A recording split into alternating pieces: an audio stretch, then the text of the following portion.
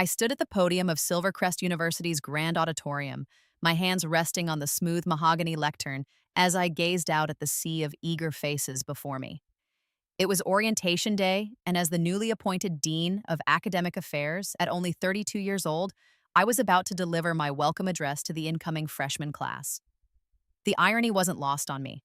15 years ago, in another lifetime, I had been denied this very experience. My eyes scanned the crowd methodically until they landed on exactly who I was looking for. Row 12, seat 47. There she sat, my sister Emma, her face flushed with excitement, completely oblivious to the fact that the woman standing before her, the woman who now held her academic future in her hands, was the sister she had helped destroy. She looked exactly as I remembered from my previous life at this age. 21 years old, with the same golden blonde hair my mother had always fawned over, the same delicate features that had made everyone call her the pretty one, while I was just the smart one. Not smart enough to keep my place at this university, apparently. Not in that life.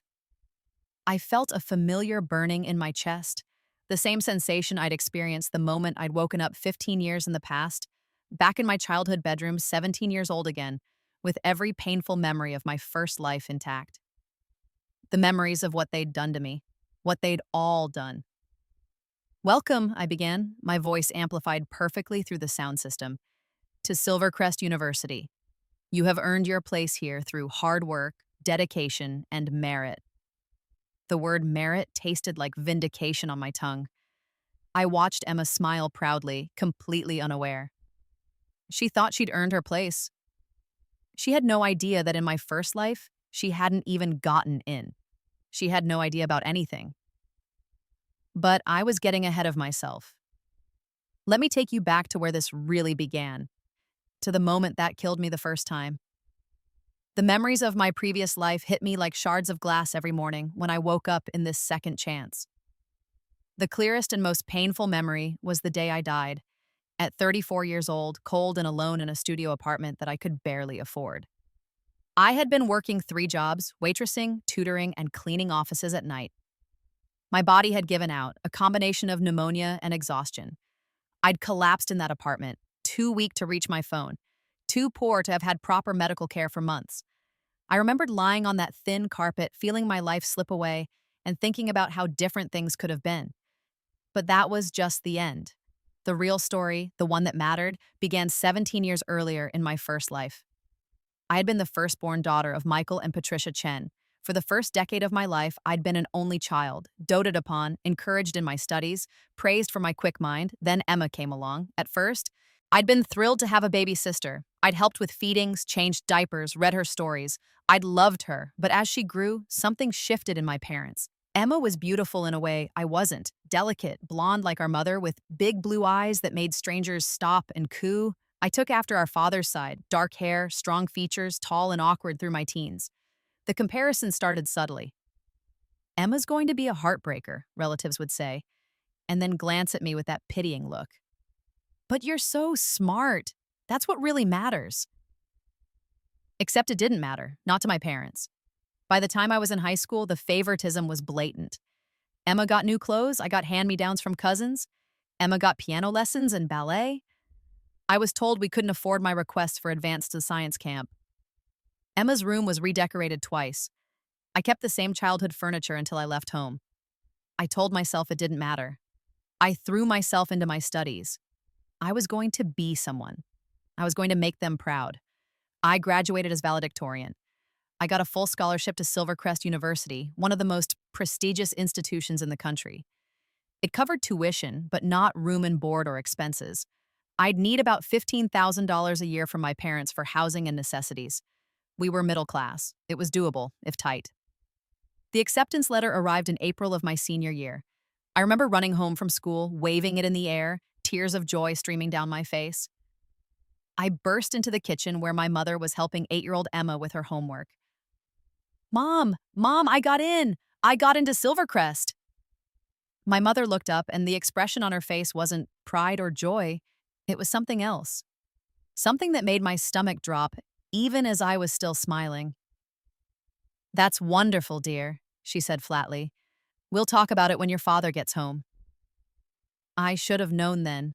I should have seen it coming. That night, my parents called me into the dining room. Emma was sent upstairs. They sat me down with grave expressions, and my father cleared his throat. Sweetheart, we're very proud of your acceptance. But we need to talk about the financial reality of our situation.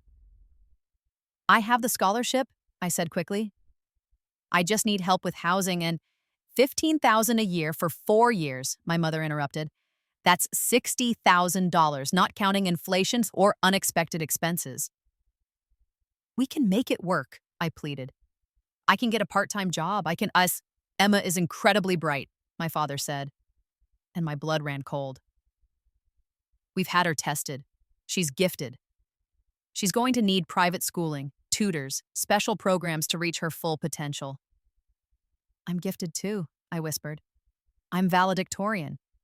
I have a scholarship to one of the best universities in the country. Emma is special, my mother said firmly, her hand resting protectively on the table as if Emma were there. She has potential beyond just academics. She could model, act, compete in pageants. These are the years we need to invest in her future. You're smart. You'll figure something out. You could go to community college for 2 years, save money, and transfer. I stared at them in disbelief. You're telling me I can't go to Silvercrest because you want to spend the money on Emma instead? We're asking you to be mature about this, my father said. To think about what's best for the family. Emma's opportunities are time-sensitive. You can go back to school anytime. My scholarship is not any time, I said, my voice rising. If I don't accept now, I lose it. This is my one chance. Then maybe it wasn't meant to be, my mother said coldly. Sometimes we have to make sacrifices for the people we love. Emma is your sister. Don't you want what's best for her? I fought. God, I fought so hard. I cried, I begged, I showed them statistics about earnings with a Silvercrest degree versus community college. I offered to take out loans, to work full-time, to do anything, but they were immovable. In the end, I had no choice. I was 17, about to turn 18. I had no other family who could help, no way to support myself. The scholarship covered tuition, but not survival. I needed them. I watched my dream die in that dining room, and something in me died with it. I went to community college. I worked part-time at a grocery store. I watched from a distance as my parents enrolled Emma in private school, paid for acting classes, modeling portfolio shoots, pageant entry fees. Money that could have sent me to Silvercrest flowed like water toward making Emma a star. She never became a star. After 2 years, I tried to transfer to a state university, but the credits didn't all align, and I couldn't afford housing. I ended up finishing a basic degree online while working full-time. No Silvercrest, no prestigious career, no connections or opportunities. Meanwhile, Emma thrived under my parents' attention and investment. She was accepted into a good private high school. She won local beauty pageants. And when the time came, she applied to universities, including Silvercrest. She didn't get in the first time. Her grades were good, but not exceptional. Her SAT scores were above average, but not outstanding. She was a solid B-plus student with a pretty face and a decent portfolio of extracurriculars funded by my stolen dreams. My parents were devastated. They paid for expensive SAT tutoring for a second attempt. They hired a college admissions consultant. The following year, Emma reapplied, and on her second try, with a lot of coaching and support, she was admitted to Silvercrest. I had been working at a call center when I heard the news. 23 years old, living in a cramped apartment with 2 roommates, struggling to make rent. Emma called me herself, breathless with excitement. I got in. I got into Silvercrest. Mom and Dad are throwing me a party this weekend. You'll come, right? I made an excuse. I couldn't bear to watch them celebrate her achievement of everything they'd denied me. Emma went to Silvercrest. She had the full experience: dorm life, sorority, study abroad, internships arranged through family connections and university resources. My parents beamed with pride at every turn. They posted constantly on social media about their daughter at Silvercrest, this prestigious institution, their brilliant girl. They never mentioned that they'd had another daughter who was supposed to go there first. Emma graduated with a communications degree and got a job at a marketing firm through a connection she'd made at school. It was a good job, nothing extraordinary, but she was happy and comfortable. I spiraled downward. The bitterness consumed me. I couldn't hold down jobs because I was so angry all the time. I couldn't form relationships because I trusted no one. My family rarely contacted me except for obligatory birthday texts. When I did see them at holidays, they talked endlessly about Emma's accomplishments while barely asking about my life. I died at 34, broke, sick, and alone. My last coherent thought was a wish, a desperate, burning wish, that I could go back and do it all differently. And then I woke up. I woke up in my childhood bedroom, in my 17-year-old body, 3 weeks before graduation. The morning light was streaming through the same pink curtains I'd had since I was 12. I sat up, gasping, my heart pounding, and looked around at the familiar posters on the wall, the desk with my laptop and textbooks, the mirror where a teenage version of myself stared back in shock. I had every memory of my previous 34 years, every moment of suffering, every detail of how it had all gone wrong, and I had been given a second chance. The first thing I did was check the date on my phone, May 15th. My Silvercrest acceptance letter had arrived 2 weeks ago in the original timeline. The family meeting where they'd destroyed my future was supposed to happen next week. I sat on my bed for hours, shaking, processing, planning. This time would be different. This time, I would make sure of it. The turning point came the morning after I'd fully absorbed my situation. I went downstairs for breakfast and saw my parents at the kitchen table with Emma, looking at a brochure for a summer intensive acting program. "It's expensive," my mother was saying, "but if Emma's going to pursue this seriously, she needs the training." My father nodded. "We'll make it work. She's worth the investment." I poured myself cereal and sat down, watching them with new eyes. I knew how this story ended. I knew Emma's acting career would never materialize into anything significant. I knew the thousands they'd spend on her over the years would yield modest returns at best, and I knew what they'd take from me to fund it. But this time, I wasn't that helpless girl who'd begged for scraps. "I need to talk to you both about college," I said calmly. They looked up, and I saw my mother's expression shift. That same look from my previous life, but now I recognized it for what it was: guilt, defensiveness, and preemptive dismissal. "We're planning to sit down with you next week," my father started. "I know what you're going to say," I interrupted. "You're going to tell me we can't afford Silvercrest because you want to invest everything in Emma instead. You're going to ask me to go to community college and figure it out." My mother's face flushed. "We haven't decided." "Yes, you have," I said quietly. "I can see it in your eyes. You've already made up your minds." They exchanged uncomfortable glances. "So, here's what's going to happen instead," I continued, pulling out my phone. "I'm going to decline Silvercrest's offer." My father blinked. "You? What?" "I'm going to decline, and I'm going to accept the offer from State University instead." This was a lie. State University had also accepted me with a decent scholarship, but in my previous life, I'd been so focused on Silvercrest that I'd barely considered it. Now it was my backup plan, but not my real plan. "That's very mature of you," my mother said, relief flooding her face. "I'm not doing it for you," I said coldly. "I'm doing it because I've realized something important. I don't need your support or your money. I don't need anything from you at all." The table went silent. "From now on, I'm financially independent. I'll take out loans if I need to, I'll work, I'll do whatever it takes. Pour every dollar you have into Emma. See how that works out for you. But don't ever expect anything from me again. Not gratitude, not attendance at family dinners, not a relationship. You're making your choice. I'm making mine." I stood up, leaving my cereal untouched, and walked out of the kitchen, leaving them staring after me in shock. But that was just theater. The truth was, I wasn't going to State University either. I was going to do something they'd never see coming. Over the next few weeks, I put my real plan into motion. In my previous life, I'd been naive, emotional, reactive. This time, I had knowledge, strategy, and cold determination.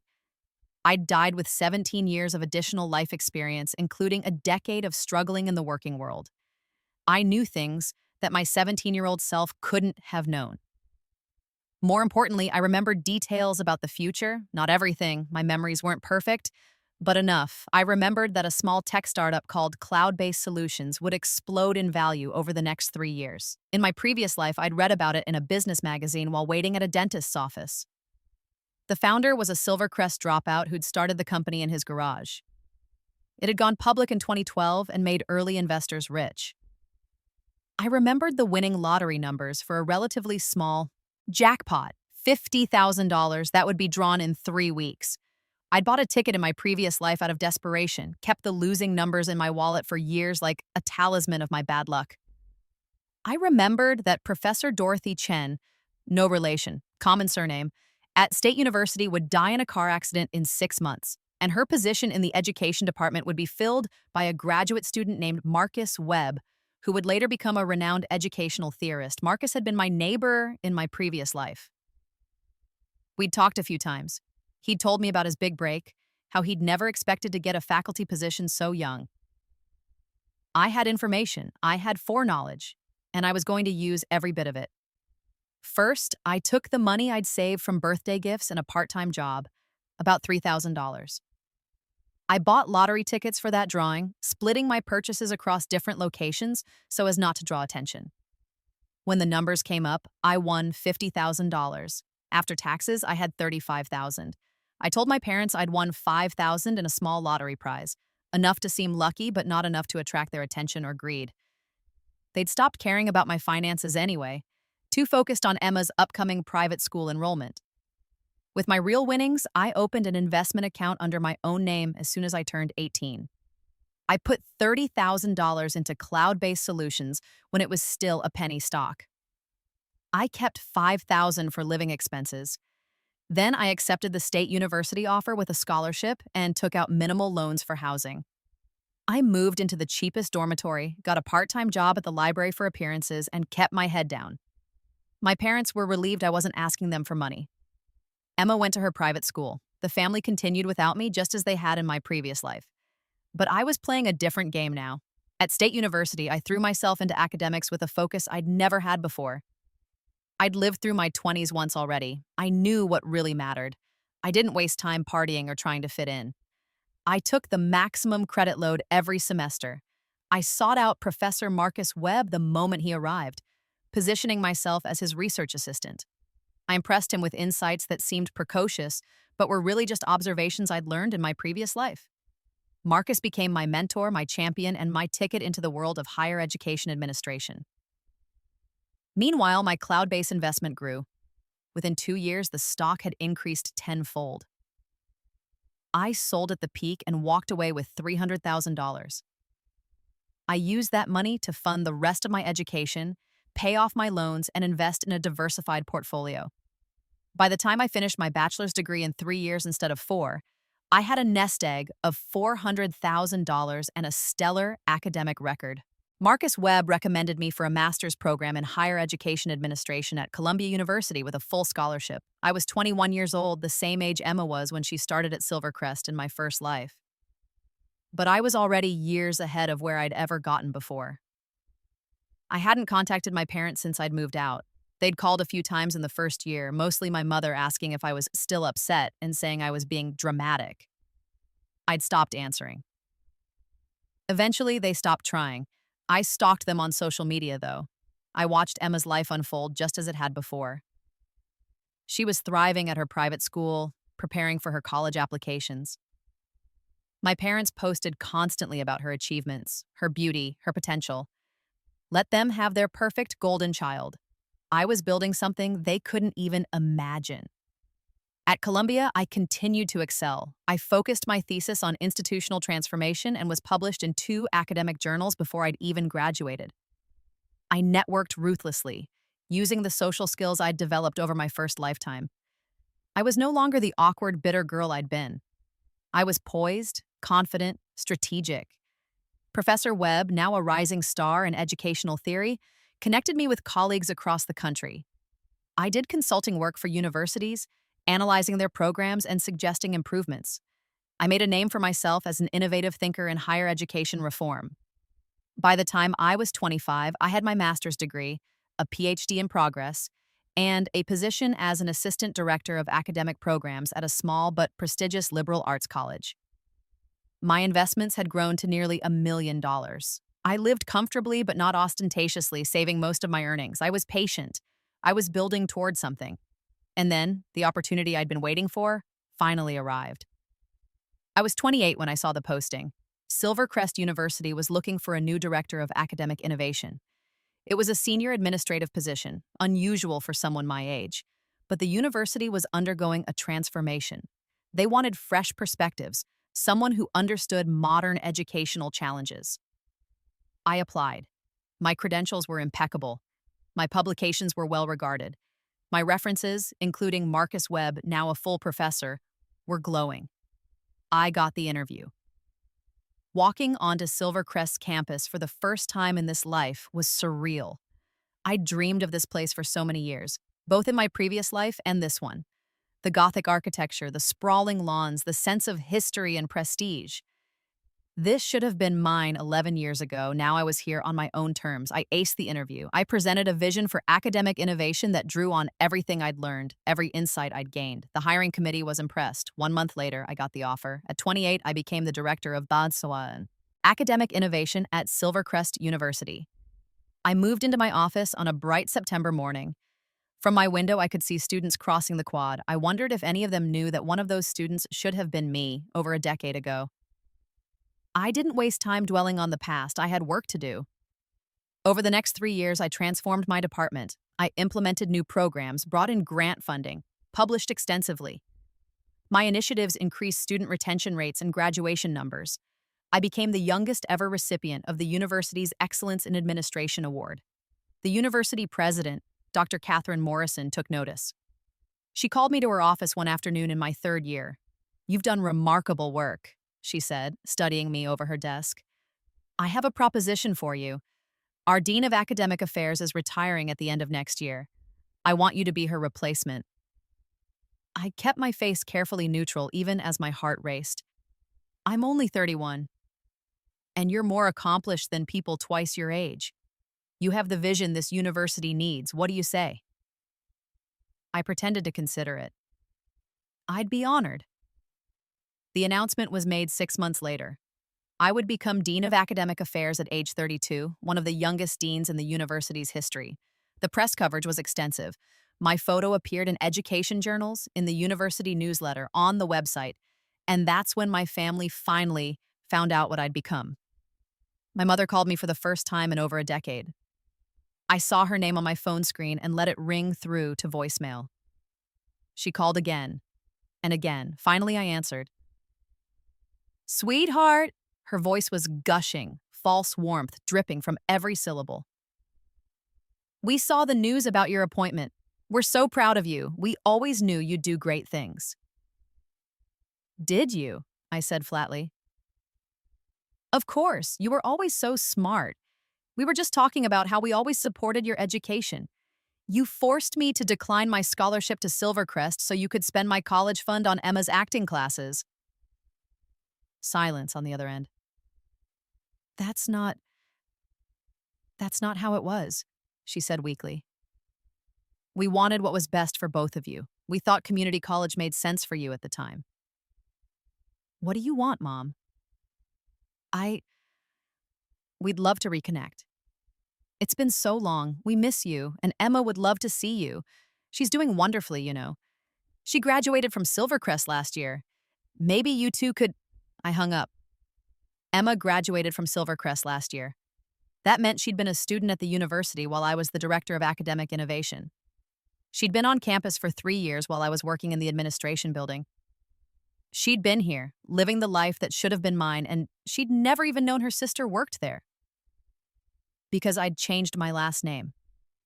After cutting contact with my parents, I'd legally changed my surname from Chen to Morrison, my maternal grandmother's maiden name. My parents didn't know my grandmother's family name. They'd never met her. She'd died before I was born. There was no way to trace the connection.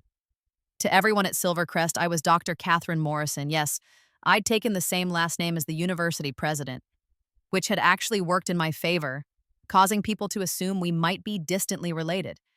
We weren't, but I never corrected the assumption. Emma Chen had attended Silvercrest University for 4 years, never knowing that the Dr. Morrison, whose innovative programs had reshaped her academic experience, was actually her sister. But now I had a decision to make. Emma had graduated, moved on with her life, gotten that marketing job just as she had in my previous timeline. My parents were living their comfortable lives, basking in having raised a Silvercrest graduate. I could let it go. I could continue my successful career, live well, and let them fade into irrelevance in my past. But where was the justice in that? They'd stolen my dreams. They'd chosen one daughter over the other. They'd left me to struggle and nearly die while they lavished everything on Emma. And then, fate handed me the perfect opportunity. 6 months after I became dean, I received an application for our graduate program in communications. The applicant was Emma Chen. She wanted to come back to Silvercrest for her master's degree. I sat in my office holding her application, and I smiled for the first time in years with something close to joy. Now we could truly begin. Emma's application was strong but not exceptional. Her undergraduate GPA from Silvercrest was 3.4, good but not outstanding. Her personal statement was well-written but generic. Her recommendations were positive but not glowing. In a competitive applicant pool, she was a solid maybe. As dean, I didn't directly review every application, but I had oversight of the process, and I had influence. The Communications Program's Admissions Committee met in February. I attended as an observer, something I did occasionally with various programs. When Emma's application came up for discussion, I listened carefully. Chen Emma, the committee chair read, Silvercrest undergraduate alumna, 3.4 GPA, internship experience at Morrison Marketing Group, solid writing samples. She's local, another committee member noted. Her parents live in the area, so she could commute, which might make her more likely to accept if offered admission. The personal statement is a bit generic, someone else said. She talks about wanting to make a difference in the marketing world, but doesn't specify how or why our program specifically. Her recommendations mention that she's personable and works well in teams, but I'm not seeing evidence of exceptional intellectual curiosity or research potential. The committee was leaning towards a polite rejection. This was a competitive program, and Emma was simply not distinctive enough. I cleared my throat. May I see her file? They passed it to me. I made a show of reviewing it carefully. Her undergraduate performance is respectable, I said slowly. And she is an alumna, which is worth considering. We do value our legacy candidates. Are you suggesting we accept her? The chair asked, surprised. I think she deserves a place on the wait list at minimum. If our yield is lower than expected, she'd be a safe bet. Someone who knows the university, who's likely to complete the program successfully. Not every student needs to be a superstar. We need solid, reliable students too. It was a reasonable argument, and coming from the dean, it carried weight. Emma was placed on the wait list. Then I made a few calls. I spoke to the program director about expecting a lower yield this year due to competing offers from other institutions. I mentioned that we should probably accept a few more waitlisted candidates early. I suggested Emma specifically, citing her alumna status and her local ties. In March, Emma received her acceptance letter, and in April, I prepared to welcome her to orientation and as the Dean of Academic Affairs. The full circle was complete. Now, standing at that podium, looking at Emma's excited face in the crowd, I felt a surge of power that was almost intoxicating. She had no idea. None of them did. Here at Silvercrest, I continued my address, we believe in meritocracy. We believe that talent and hard work should determine success, not privilege or nepotism. Every student here has earned their place through their own efforts. Applause rippled through the auditorium. That's why I take academic integrity very seriously, I said, my tone sharpening slightly. Plagiarism, cheating, dishonesty of any kind, these are not just rule violations. They are betrayals of the fundamental principles that make this institution great. I paused, letting that sink in. Throughout this year, my office will be conducting random audits of student work to ensure the highest standards. This is not because we distrust you, but because we respect you enough to maintain rigorous standards. Excellence requires vigilance. Emma was still smiling, probably not even registering that this could apply to her. But I remembered something from my previous life. I remembered Emma calling me one drunken night when I was 28 and she was 23, fresh out of Silvercrest. She'd been tipsy and nostalgic, and she'd let slip something she probably shouldn't have. "Don't tell mom and dad," she'd slurred, but I didn't really write my thesis myself. There was this service, a bunch of us used it. You pay someone to write papers for you. It was super professional, totally undetectable. That's how I got through some of my harder classes. At the time, I'd been too deep in my own misery to care. Now, that confession was a weapon. Because if Emma had used a paper mill in my previous life, she'd probably do it again in this one. People don't change their fundamental nature. And this time, I'd be watching. The orientation concluded and students filed out. I made my way through the crowd, shaking hands, smiling, playing the role of the approachable, inspiring dean. And then Emma was in front of me. "Dean Morrison," she said, extending her hand. "I'm Emma Chen. I just wanted to say thank you for that wonderful speech. I'm so excited to be here. I did my undergrad at Silvercrest, and coming back for my master's feels like coming home." I shook her hand, my smile never wavering. "How wonderful. Welcome back, Ms. Chen. I hope this program exceeds your expectations." "I'm sure it will," she said brightly.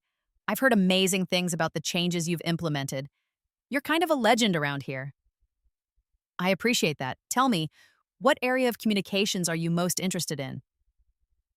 "Corporate branding and digital marketing," she said. "I worked at Morrison Marketing Group." "No relation to you, I guess?" She laughed at her own joke. "No relation," I confirmed, my tone warm. "That's an excellent firm. You must have learned a lot there." "I did, though I'm excited to get more academic training. I feel like there's so much theoretical background I'm missing, you know?" "Theory and practice must go hand in hand," I agreed. "I look forward to seeing your work, Ms. Chen. If you ever need anything, my door is always open." "Thank you so much, Dean Morrison." She walked away beaming, completely oblivious. Phase 1 complete. Over the next few months, I watched Emma carefully. Not personally, that would be too obvious, but through the systems I had in place. As dean, I had access to student records, grade reports, and faculty feedback. I monitored her progress. She was doing fine, mostly B's with an occasional AI, working hard but not brilliantly. Her professors described her as enthusiastic and personable, but noted that her written work was sometimes inconsistent in quality. That was my signal. In November, she submitted a major paper for her strategic communications seminar. The professor, Dr. Raymond Harris, noted in his grading comments that the paper was significantly better than her previous work, unexpectedly sophisticated in its theoretical framework. I requested a copy of the paper for the random audit I'd mentioned at orientation. Then I hired a professional plagiarism detection service, one that went beyond the standard software, one that checked against known paper mills and custom-written content. The report came back 2 weeks later. Emma's paper had been written by Academic Elite Services, a paper mill that catered to graduate students. The detection service had found the original transaction in their database. Emma had paid $1,500 for a custom 20-page paper. I had her, but I didn't move immediately. I waited. I wanted more. In January, she submitted another major paper, this time for her media theory class. Same pattern, unexpectedly sophisticated, too good for her previous performance level. I had it analyzed. Paper mill. Different service this time. Grad Write Pro, $1,200. By March, I had evidence of 4 separate instances of academic dishonesty, 4 papers, 4 different paper mills, over $5,000 spent on cheating. It was time. I scheduled an emergency meeting with the Graduate Academic Integrity Committee. I presented my evidence. The committee members were shocked. This wasn't just casual plagiarism. This was systematic, premeditated fraud. "This is grounds for immediate expulsion," said Professor Linda Wu, the committee chair. "I agree," I said calmly, "but I'd like to handle this case personally, given its severity. I want to ensure the student understands the full consequences of her actions." They agreed. I was, after all, the dean. I sent Emma an email requesting a meeting in my office. The subject line, urgent academic matter. She arrived the next day, looking nervous but not yet panicked. She probably thought it was something minor. Ms. Chen, please sit down, I said, gesturing to the chair across from my desk. She sat, smoothing her skirt. Is everything okay, Dean Morrison? No, Ms. Chen, everything is not okay. I opened a folder on my desk. We've completed an audit of your work this year as part of our quality assurance program. The results are deeply troubling. Her face paled. What do you mean? I mean that we have evidence that you purchased at least 4 papers from commercial writing services. You submitted work that you did not write and claimed it as your own. This is academic fraud. No, I didn't. I would never, she stammered. I turned my computer screen toward her. This is the transaction record from Academic Elite Services. That's your email address. That's your payment information. This is the original paper they sold you, and this is what you submitted. They're identical. She stared at the screen, her mouth opening and closing soundlessly. Would you like to see the other 3? I asked coldly. Tears started rolling down her face. I'm sorry. I'm so sorry. I was overwhelmed and I didn't know what to do, and You just decided to cheat, I finished. You decided that your degree from Silvercrest wasn't something you needed to earn honestly. You decided to defraud this institution. Please, she sobbed. Please, it was a mistake. I'll never do it again. I'll retake the classes. I'll do anything. The university policy is clear. Academic fraud results in immediate expulsion. There are no second chances for cases this severe and systematic. No, please, you don't understand. I need this degree. My parents, they're so proud of me. My father isn't well, and my mother, this will destroy them. Please, please, isn't there anything I can do? I let her beg. I let her cry and plead and promise. I sat there, unmoved, watching her fall apart. Finally, I said, there is nothing you can do. The decision has been made. You are expelled from Silvercrest University, effective immediately. You will receive formal notification in writing. You have 1 week to clear out any belongings from campus facilities. You are banned from attending any university events or setting foot on university property after that point. Please, she whispered. Please, Dean Morrison, have mercy. I leaned forward, my voice dropping to a whisper that only she could hear. Did my parents have mercy when they forced me to drop out so they could send you instead? She froze, her tear-stained face going blank with confusion. What? I smiled. You really don't recognize me, do you? I suppose I've changed a lot. 15 years will do that. I'm not Dr. Catherine Morrison. I'm Dr. Catherine Chen Morrison, your sister. The color drained from her face completely. No, that's not. You can't be. I can prove it if you'd like. But I think you know I'm telling the truth. You can see it now, can't you? I have Dad's eyes. I have his nose. I'm taller than Mom, just like I always was. Oh my God, she breathed. You stole my life, I said, my voice still calm, still quiet. You and Mom and Dad. You took the opportunity that was meant for me. You lived the life I should have had. You walked these halls while I worked myself to death trying to make something of myself from nothing. I didn't know, she said.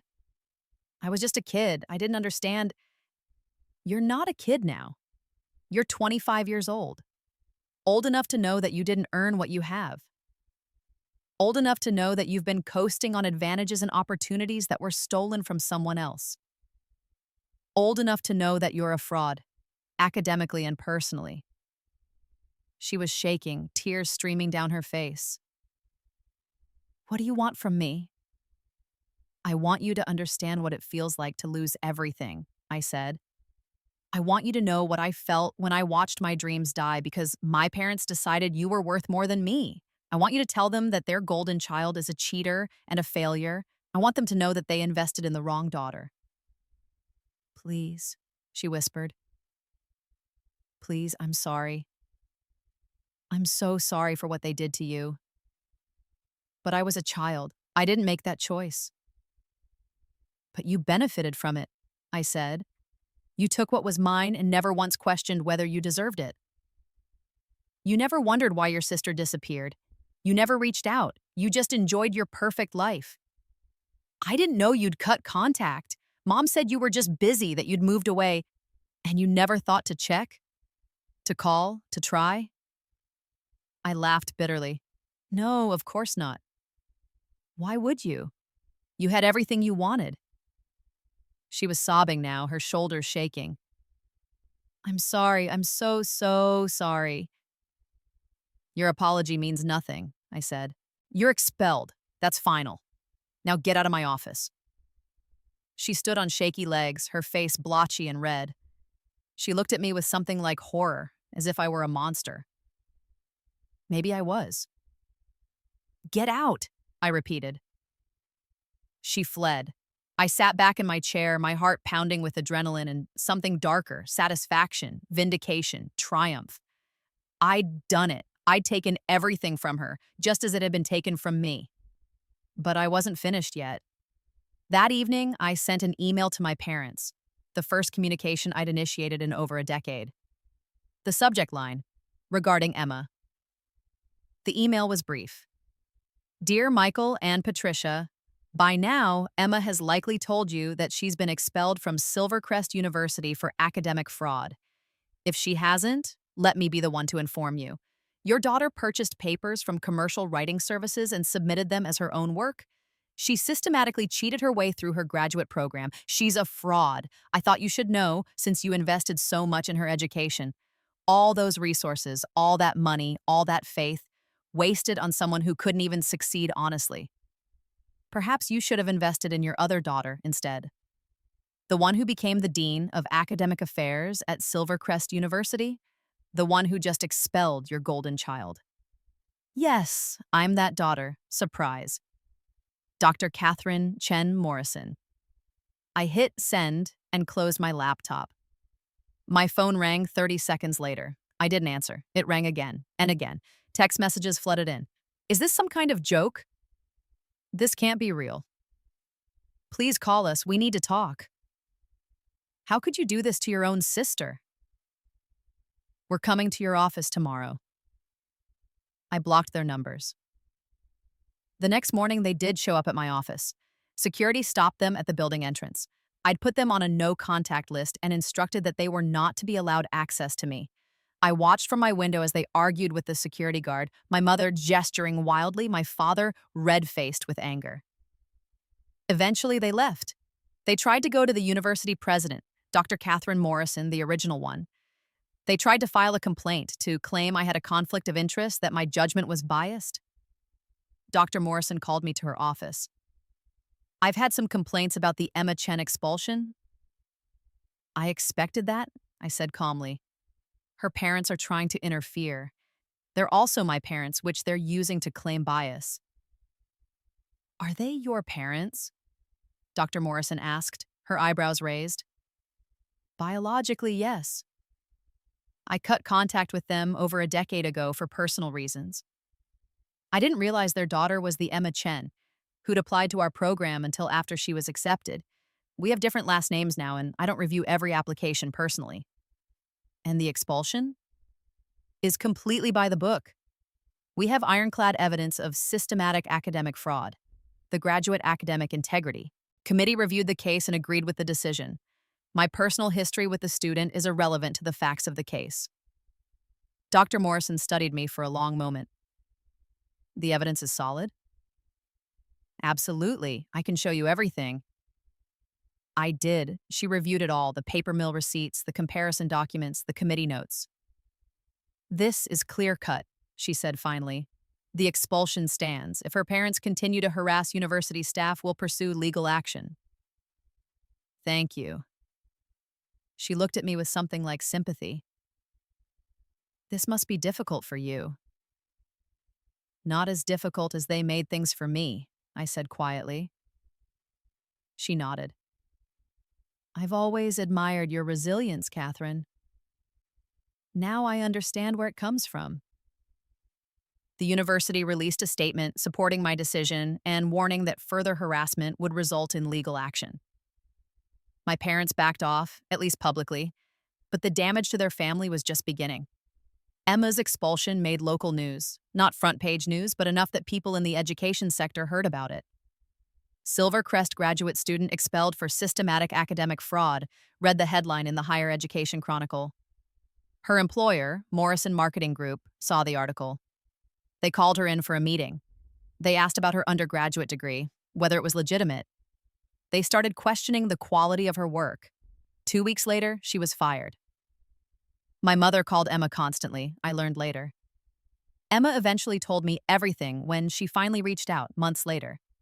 Mom insisted she fight the expulsion, hire lawyers, make noise.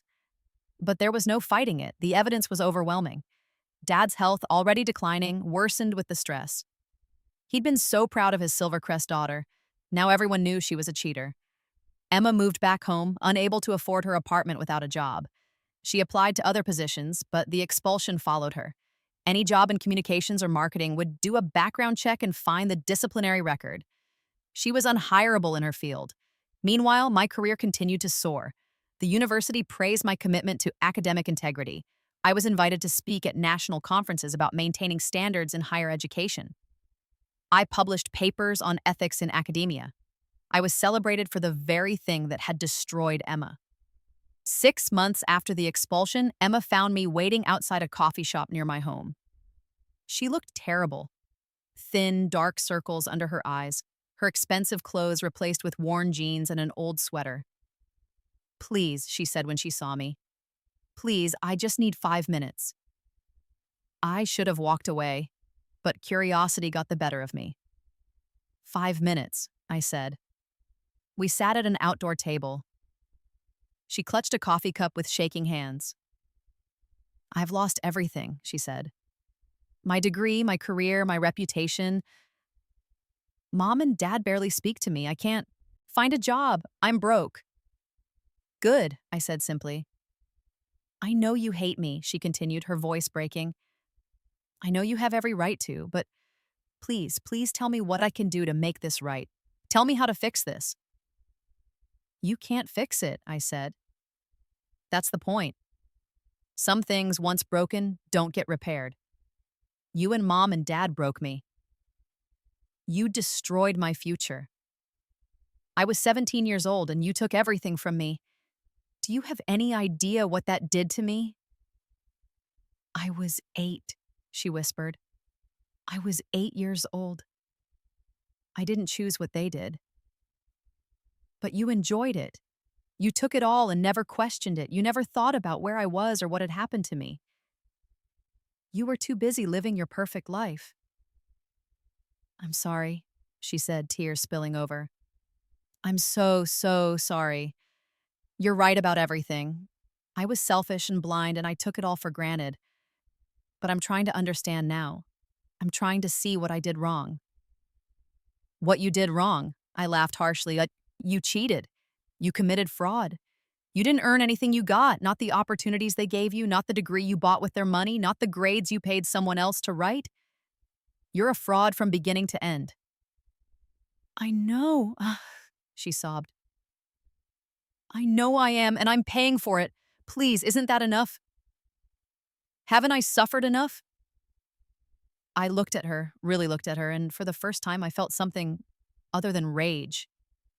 Not sympathy exactly, but maybe acknowledgement. She was broken, just as I had been broken in my first life. But then I remembered dying alone in that apartment.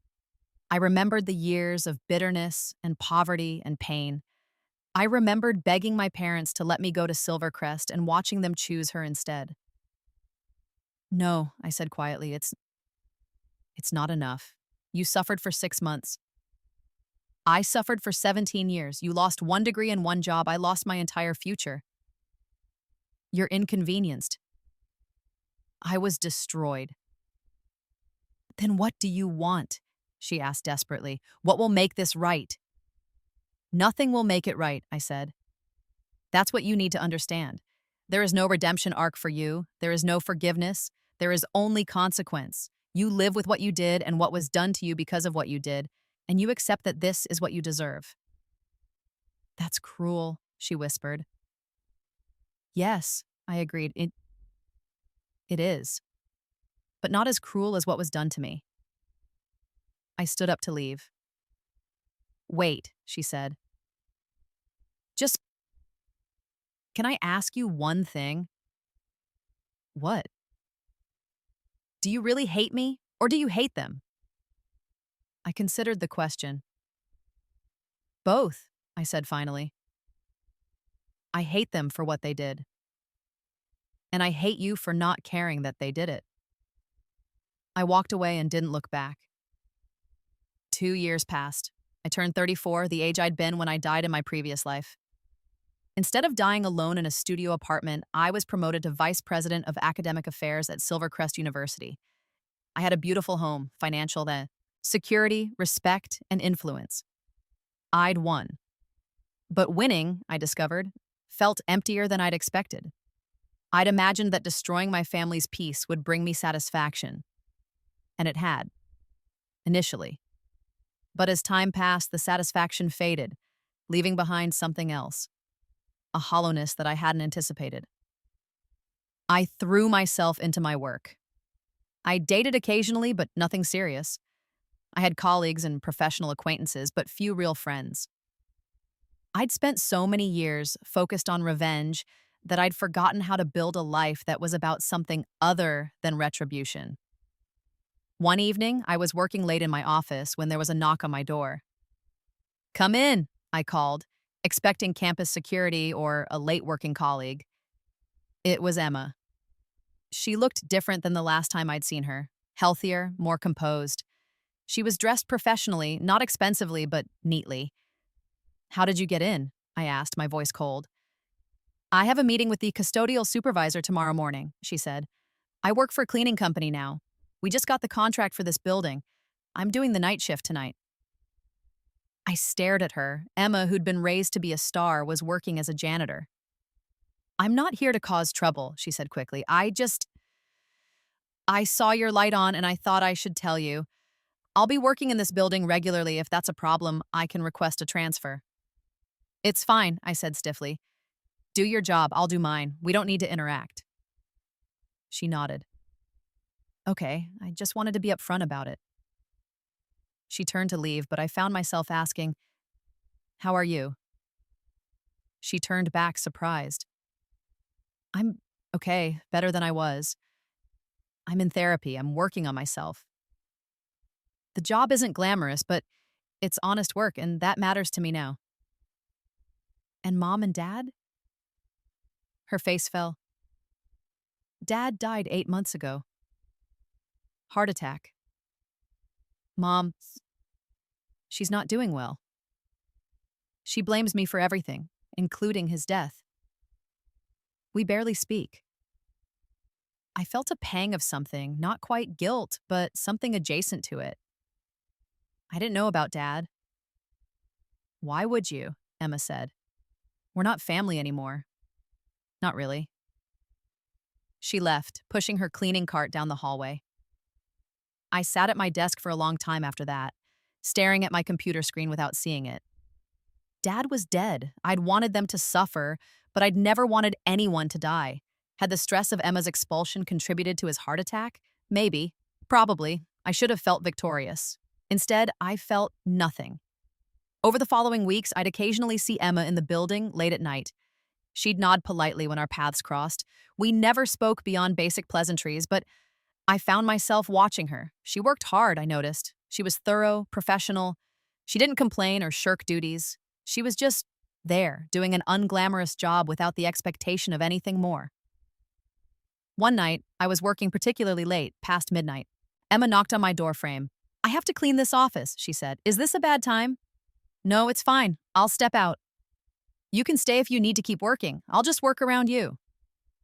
I nodded and continued typing while she cleaned. The sound of the vacuum, the soft spray of cleaning solution, it was oddly peaceful. When she finished, she paused at the door. Catherine? I looked up. It was the first time she'd used my name. I just wanted to say, I know I can never make up for what happened, but I'm trying to be better. Not for you, not for redemption or forgiveness, just because I need to be better than I was. Okay, I said quietly. And I know you probably don't care, but I want you to know that I think about you, about what they did to you, what I benefited from. I think about it every day. And I'm sorry. I know it doesn't matter, but I'm sorry. She left before I could respond. I sat there for a long time, her words echoing in my head. I'd gotten everything I wanted. I'd destroyed her life, ruined my parents' happiness, and achieved success beyond what anyone could have expected. I'd proven that I was better, smarter, more capable than any of them had believed. But I was alone. I was successful and wealthy and respected, but I had no one. I'd cut out my family, never built new relationships because I was too focused on revenge, too consumed by the past. I'd won the battle but lost something else in the process, the ability to move forward. 6 months later, I made a decision. I called Emma and asked her to meet me for coffee. She came, looking nervous. I'm not here to hurt you, I said immediately. I just want to talk. We sat down with our drinks, and for a long moment, neither of us spoke. I've been thinking, I finally said, about everything that happened, about what they did to me, what I did to you, all of it. Okay, she said carefully. I don't forgive you, I said. I don't forgive them. I don't know if I ever will, but I'm tired of being angry. I'm tired of living in the past. I destroyed your life because mine was destroyed, and now we're both here, stuck in this cycle. What are you saying? I'm saying that maybe we don't need to be enemies. We don't need to be sisters either. That bridge is probably burned beyond repair, but maybe we don't need to be anything at all. Maybe we can just exist separately, without hatred. Emma's eyes welled up with tears. I'd like that. I'm not offering you anything, I clarified. I'm not going to help you get back into school or find a better job. I'm not going to fix what I broke, but I'm also not going to keep actively hating you. That's more than I deserve, she said. Maybe, maybe not. I'm not in the business of deciding what people deserve anymore. We finished our coffee in relative peace. When we parted ways, there was no embrace, no promises of future contact. Just a mutual understanding that we were done fighting. After that, life continued. I remained at Silvercrest, continuing to climb the administrative ladder. I eventually started dating someone seriously, a professor in the English department who knew nothing about my past and didn't need to. I learned to build a life that wasn't defined by revenge. I saw Emma occasionally, still working her cleaning job. She eventually went back to school, community college this time, studying to be a teacher. She'd learned something about earning things honestly. I heard through mutual acquaintances that our mother had gone to live with a cousin in another state. She was bitter and angry, telling anyone who'd listen about her ungrateful daughters, one who'd destroyed the other, and both who'd abandoned her. I felt a twinge of something when I heard that. Not guilt exactly, but maybe recognition that she too was suffering the consequences of her choices. On the 15th anniversary of waking up in my second life, I stood in my office at Silvercrest and looked out at the campus. I'd achieved everything I'd wanted. I was the vice president of academic affairs at the university that had once rejected me. I had money, prestige, and respect. But more importantly, I'd learned something that my first life had never taught me. Revenge is satisfying, but it's not the same as healing. I'd gotten justice. I'd proven myself. I'd shown everyone that they'd been wrong about me. But the real victory wasn't in destroying Emma or hurting my parents. The real victory was in building a life that was mine, on my terms, without them. I'd been given a second chance, and I'd used it to reclaim what was stolen from me. I'd won. And finally, after all these years, that was enough. I sat down at my desk and pulled up my computer. I had work to do, a presentation to prepare, policies to review, a university to help run. I was exactly where I was supposed to be, and for the first time in 2 lifetimes, I was at peace.